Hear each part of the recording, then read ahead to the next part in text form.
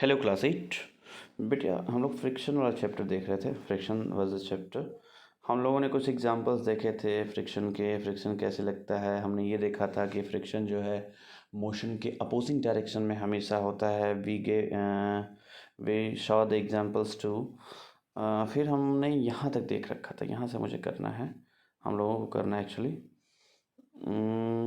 Let's see from here self. एक minute बेटा, ये सारी चीज़ें अभी नहीं हुई थी। पेज नंबर 3 या यहाँ से इन विच से हमें देखना था। हमने वो पेंसिल वाला एक्सपेरिमेंट किया था, उसके हिसाब से पहले प्लेन टेबल पे, फिर कपड़ा बिछा के, देन बालू वगैरह। In which case is the distance covered is the minimum. Why is the distance covered by the pencil cell different every time. मेज वाले में मतलब कपड़ा बिछाने पे कुछ और, प्लेन पे कुछ और, बाल पे कुछ और। Why, try to reason why, discuss the result. ऐसा क्यों होता है, ठीक है। Does the distance cover depend on the nature of the surface on which the cell moves. Obviously yes, हमने आपसे बताया भी था। Could smoothness of the surface of the cell also affect the distance travel by it. जी हाँ, बिल्कुल। जितना smooth surface रहेगा, डिस्टेंस उतनी ज़्यादा ट्रेवल होगी। I shall try the activity by wrapping a piece of sandpaper around the cell. Okay, ये भी हमने आपसे बताया था कि कर सकते हैं आप। अब देखिए, friction is caused by the irregularities on the two surfaces in contact. Friction लगता क्यों है? इरेगुलरिटीज हों, जैसे रफ ऐसे ऐसे ऐसे ऐसे है, तो इस पर अगर कोई चीज़ मूव कराएंगे तो इधर आएगा, तो फिर ये फ्रिक्शन लगेगा, ठीक है ना। तो इरेगुलरिटी जो होती है, रफ सरफेस जो होता है, उस पर फ्रिक्शन ज़्यादा होता है। Even though surfaces which appear very smooth have a large number of minute irregularities on them. जो आपको बहुत स्मूथ दिखती है, उसमें भी इरेगुलरिटीज बहुत ज़्यादा होती हैं। Irregularities on the two surfaces lock into one another. जैसे लॉक इनटू वन अनदर का मतलब ये हुआ कि जैसे मान लो ये एक सरफेस है, इस पे थोड़ी थोड़ी इरेगुलरिटी ऐसे ऐसे है, मतलब रफ सरफेस है, और इस पर जो कोई चीज़ मूव कर रहा है उस पर भी इरेगुलरिटी होगी। तो ये नीचे जब पहुंचता है यहाँ पे, या जब कांटेक्ट में आता है, दोनों एक दूसरे में लॉक फंस जाते हैं इस तरीके से, ठीक है। When we attempt to move any surface we have to apply a force to overcome interlocking. जो इंटरलॉकिंग यहाँ होती है, उसको ओवरकम करने के लिए हमें फोर्स और लगाना पड़ता है आगे मूव करने के लिए, ठीक है ना। On rough surfaces there are a larger number of irregularities. जितनी ज़्यादा रफ सरफेस, उतनी ज़्यादा इरेगुलरिटी, उतना ज़्यादा फ्रिक्शन फोर्स, उतना ही ज़्यादा हमें एक्सटर्नल फोर्स लगाना पड़ेगा मूव करने के लिए। So the force of friction is greater if a rough surface is involve. यानी कि जितना ज़्यादा रफ सरफेस होगा, friction is high.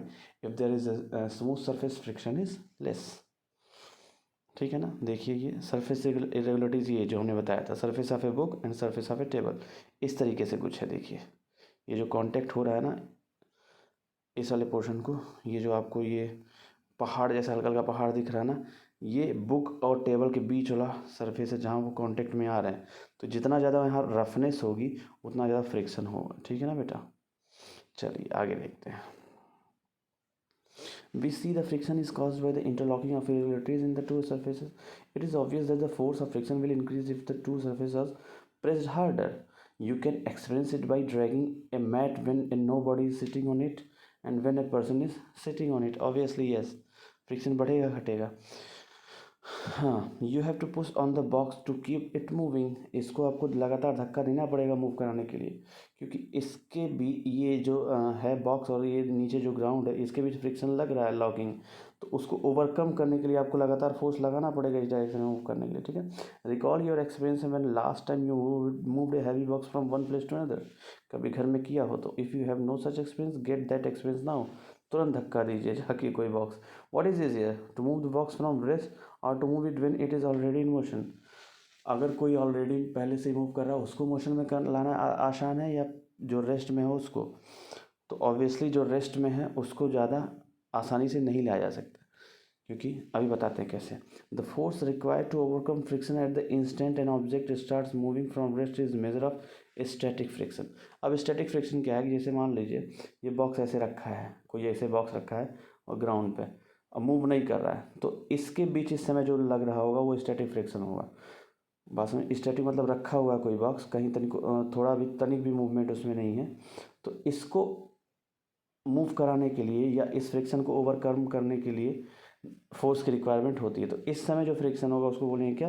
static friction. On the other hand, the force required to keep the object moving with the same speed is measure of sliding friction. अगर कोई body जैसे यही box था किसी एक स्पीड से ऐसे मूव कर रहा है, किसी स्पीड से मूव कर रहा है, तो इस स्पीड में मूव कराने के लिए जितना फोर्स रिक्वायर्ड होगा सेम स्पीड से मूव कराने के लिए लगातार, उसको कहेंगे sliding friction.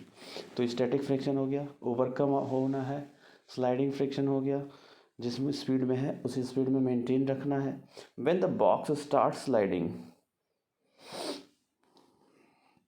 When the box start sliding, नया से देखिए, when the box start sliding, start करता है, the contact point at its surface do not get enough time to lock into the contact point on the floor, so the sliding friction is slightly smaller than the static friction.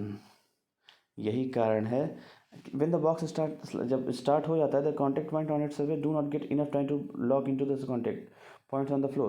जब move करना शुरू कर देगा अगर कोई box की surface पे, तो ज़्यादा टाइम नहीं मिल पाता इनको इंटरलॉकिंग होने के लिए. इसलिए सो द स्लाइडिंग करते समय जो फ्रिक्शन होगा वो स्लाइटली कम होगा, अपोजिशन कम हो पाएगा, इंटरलॉकिंग कम हो पाएगी. किसकी तुलना में? स्टैटिक फ्रिक्शन की तुलना में. स्टैटिक फ्रिक्शन, ठीक है. And you find it somewhat easier to move the box already in the motion then get it started.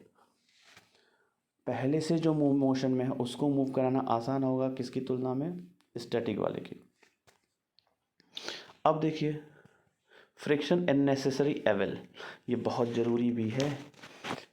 Offline class में हमने एग्जाम्पल भी दिया था, बहुत सारे एग्जाम्पल्स हैं. Recall now some of your experiences. Is it easier to hold a kulhar earthen pot, kulhar जिसमें चाय, और a glass tumbler. Suppose the outer surface of the tumbler is greasy, मतलब टम्बलर या है बहुत ग्रीसी, मतलब तेल टाइप का, और has a thin layer of cooking oil on it.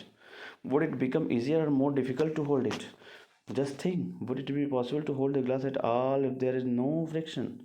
मतलब अगर एकदम स्मूथ बना दी जाए ग्लास, चाय की ग्लास या कुल्हड़ एकदम स्मूथ हो, ऑयली हो, तो फ्रिक्शन एकदम जीरो, मतलब कम हो जाएगा बहुत ज़्यादा, तो उसको होल्ड करना बहुत कठिन होगा, गिर जाएगी glass. Recall also how difficult is it to move on a wet muddy track. जब बारिश हो जाती है तो कितना मतलब गीली ज़मीन पे मूव करना फिसलते हैं लोग, क्यों? क्योंकि फ्रिक्शन कम हो जाता है उस समय. और वेट मार्बल फ्लोर, मार्बल पे भी यही हाल होता है. Can you imagine being able to walk it all if there were no friction? अगर फ्रिक्शन एकदम ज़ीरो हो जाए तो मोशन हो सकता है क्या? बिल्कुल नहीं होगा. जब तक फ्रिक्शन नहीं, क्योंकि देखिए थोड़ा सा पानी बरसता है, स्मूथनेस हो जाती है, तब तो आदमी गिर जाता है. तो एकदम से जब फ्रिक्शन खत्म हो जाएगा तब क्या होगा? मूव हो कर पाएगा कोई? नहीं कर पाएगा. You could not write with pen और pencil if there were no friction. Obviously अगर पेन की जो निप है और जो पेपर है उसके बीच फ्रिक्शन ना लगे तो we can not write. Okay. When your teacher is writing with chalk on the blackboard, its rough surface rubs off some chalk particles which stick to what? चिपक जाता है किस पे?